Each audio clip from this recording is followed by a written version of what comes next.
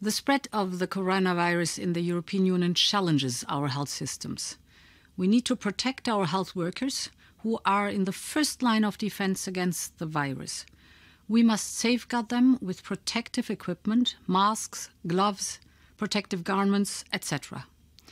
We work on 3 fronts. First, we are working with the industry to ramp up production. Second, we need to keep in the EU the protective equipment that we need. This is why we adopted today an export authorization scheme for protective equipment. This means that such medical goods can only be exported to non-EU countries with the explicit authorization of the EU governments.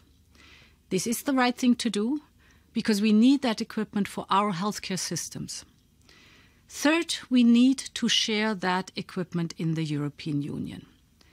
National bans on selling protective equipment to other member states are not good.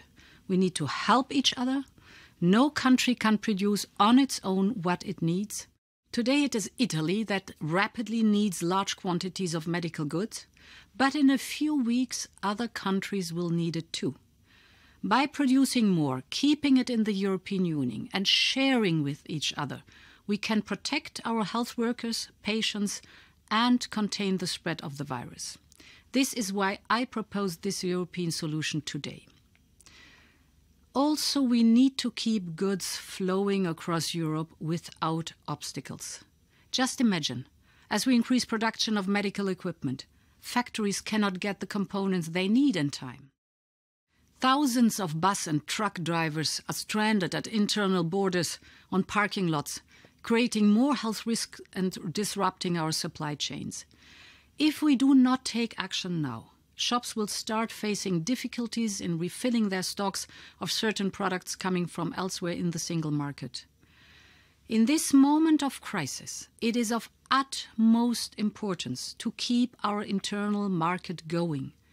In general, measures taken at national level can only be effective if they are coordinated with neighbouring countries, in particular in border regions. The European Commission is working around the clock with the national governments on all these fronts. Tomorrow we will launch joint public procurement with member states for testing kits and respiratory ventilators. These are badly needed for our patients across Europe. Also tomorrow we will present guidelines to national governments on border measures.